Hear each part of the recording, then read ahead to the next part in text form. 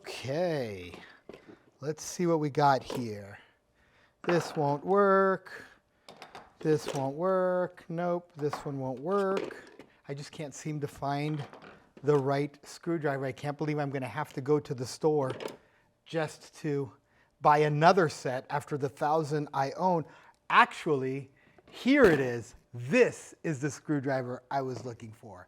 Welcome back to Master Glass. My name is Livio, and on this episode, we're going to travel in the world of vodka and orange juice, also known as screwdriver. We'll learn a little bit of tidbits of history that I did not even know about. So why don't you go grab yourself some vodka, grab a couple of oranges, because this story is all screwed up. Let's get into it.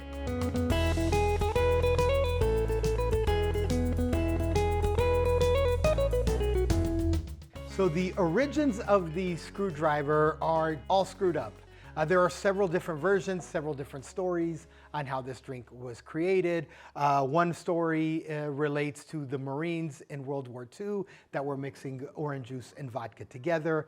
Another cool story were the American oil miners or oil workers that were in the Persian Gulf. They were mixing vodka and orange juice together, and because they did not have access to any type of a stir stick or anything else, they would stir it with a screwdriver, hence where the name comes from. We do have a written documentation, 1949, in Times Magazine, where it lists the screwdriver as one of the latest Yankee cocktails.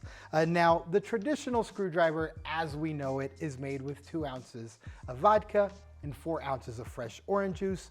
I pressed some fresh oranges because I think it's a must in this drink.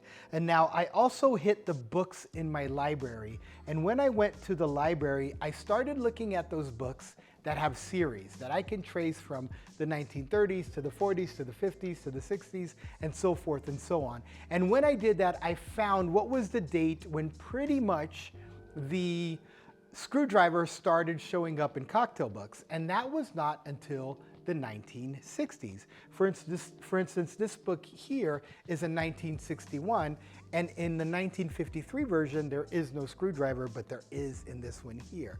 This one here as well, the Mr. Boston is also a 1961, and that's when it showed up, and it was not in its previous version.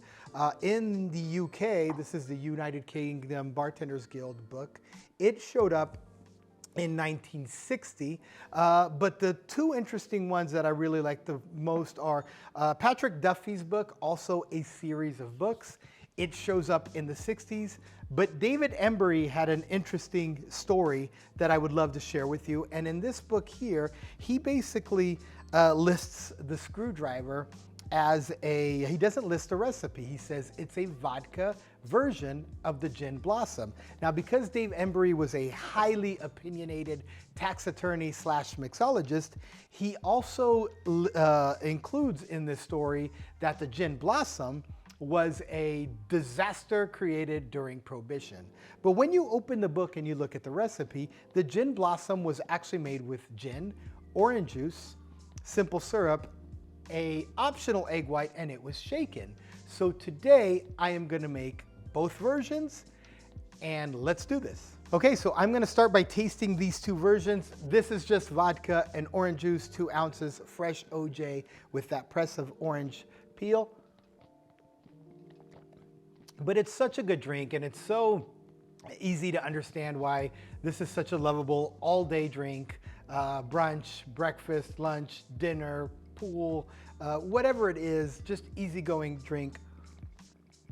And yeah, really, really, really delicious. Now this one over here, as I mentioned, is the vodka version of the orange blossom, which in Embury's book was supposed to be the description of the screwdriver. Let's see what this is all about.